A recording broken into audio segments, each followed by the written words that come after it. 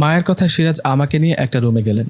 রুমটা বেশ সুন্দর। সেখানে গিয়ে সিরাজ বলল, হোসেন এটা তোর রুম, এখানে থাকবি, তুই একটু রেস্ট কর, আমি তোর জন্য খাবার পাঠাচ্ছি। কথাটা বলে চলে গেলেন সিরাজ। এদিকে ও চলে যাবার পর আমি বিছানার মতো সুন্দর একটা জায়গায় শুয়ে পড়লাম। আমি শুয়ে পড়ার সাথে সাথে আমার ঘুম এসে যাওয়ায় আমি ঘুমিয়ে গেলাম। আমি কতক্ষণ ঘুমিয়েছিলাম জানি না। হঠাৎ আমার ঘুম ভেঙে যায় একটা আওয়াজে।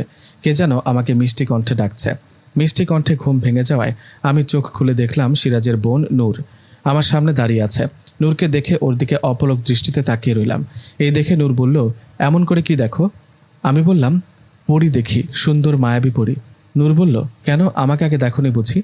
হ্যাঁ দেখেছি, কিন্তু তখন তো ভাবতাম তুমি মানুষ, তখন তো জানতাম না তুমি পরী। তাই নাকি?